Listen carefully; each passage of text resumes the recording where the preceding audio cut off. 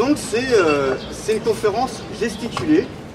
Alors c'est une conférence sur quoi? C'est une conférence sur la nouvelle religion, présente en France depuis la Révolution française, que j'appellerais la technoscience, on pourrait dire aussi le progrès. Et c'est aussi une conférence sur les deux moyens qu'a cette religion pour se diffuser, à savoir la démocratie d'un côté, l'organisation politique, et le libéralisme de l'autre, l'organisation économique. Bon, ça paraît pas forcément réjouissant comme ça. Donc gesticuler, parce que je vais rester debout déjà par rapport à une conférence classique. Je vais peut-être pas avoir la langue de bois d'une conférence classique, et puis je vais utiliser des petits dessins et des petits trucs pour illustrer mon discours. Ça dure environ 2 heures, donc si vous n'entendez pas, peut-être rapprochez-vous, je ne sais pas si je vais tenir ce niveau de voix pendant 2 heures. Il y a des ronds par terre pour s'asseoir, pour ceux qui ne voudraient pas...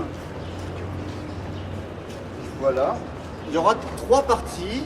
Une première partie qui seront des révisions générales sur le pétrole. Concrètement, je vais surtout parler de pétrole ce soir.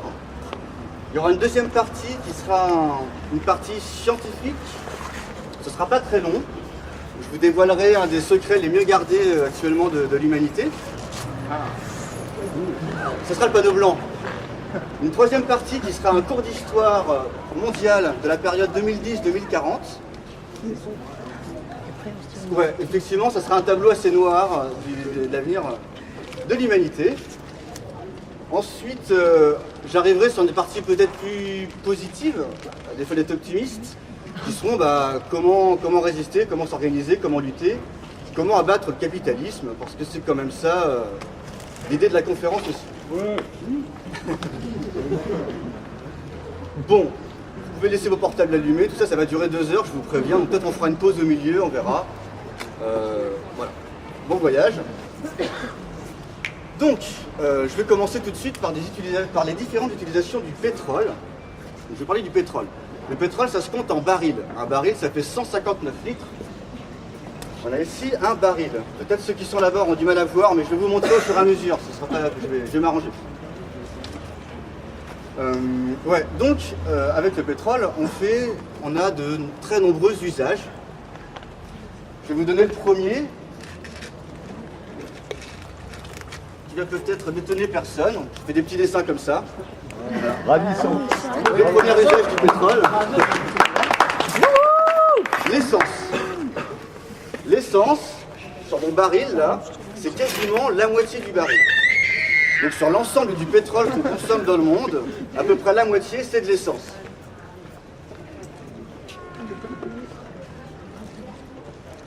Voilà. Mais les usages, il y en a de nombreux autres. Là, à votre avis, quel est le deuxième usage du pétrole? Le plastique. Bah, pas du tout. Le plastique, c'est un tout petit bout du baril. C'est ça. Les engrais? Les engrais, ouais. Les engrais, pas mal. Non, ça aussi, c'est une toute petite partie. Pétrolane? Pas mal, pétrolane. À mon avis, il y a pas là-dedans. Hein. La bouteille est aussi en pétrole.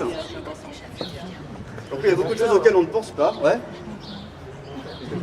Le deuxième usage, l'agriculture. Le chauffage. Le chauffage. Ouais, bravo. Le chauffage, donc ça s'appelle du fuel, le nom du dérivé pétrolier. Et ça, c'est 1/4 de mon baril. Donc déjà, sur les 2 premiers usages, vous avez 3/4 du pétrole mondial qui part donc en fumée, puisque ça veut dire, ça signifie qu'il est brûlé. Essence, tu mets tout dedans, avion, tracteur, tout. Alors, justement, non. Le troisième usage, c'est le kérosène. Le kérosène, c'est donc le carburant des avions. Et je ne mets pas dans la même catégorie que les carburants, parce que ça, c'est de l'essence, en termes de dérivés pétroliers, c'est pas du tout la même chose. Hein. Un avion, ça roulera jamais au super, et du kérosène dans la voiture, ça marche pas non plus.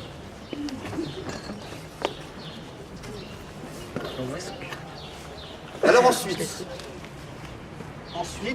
il y a le gaz. Donc il y a le gaz naturel, mais il y a aussi de nombreux gaz qui sont aussi un dérivé du pétrole. Est-ce que quelqu'un sait ce que signifie GPL par exemple? Gaz de pétrole liquéfié. Voilà, le GPL c'est du gaz, mais pourtant c'est bien du pétrole.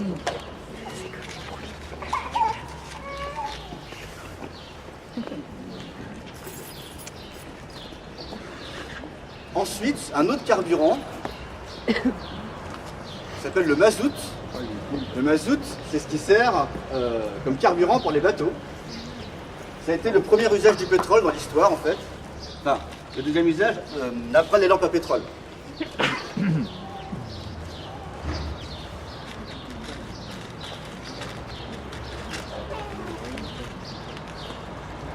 Le mazout, c'est aussi un autre usage auquel on pense peut-être moins en France, c'est l'électricité. Dans le monde, c'est la première source de fabrication d'énergie, voilà, c'est le pétrole. L'électricité est fabriquée avant tout à partir de pétrole et d'énergie fossile, sauf en France, exception mondiale, vous le savez, c'est l'uranium avec le nucléaire.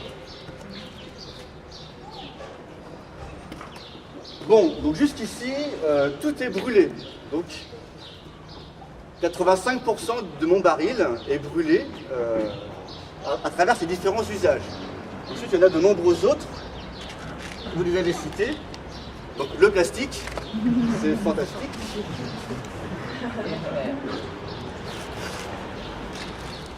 Un auquel on pense moins, c'est les fibres pétrochimiques, donc le polyester.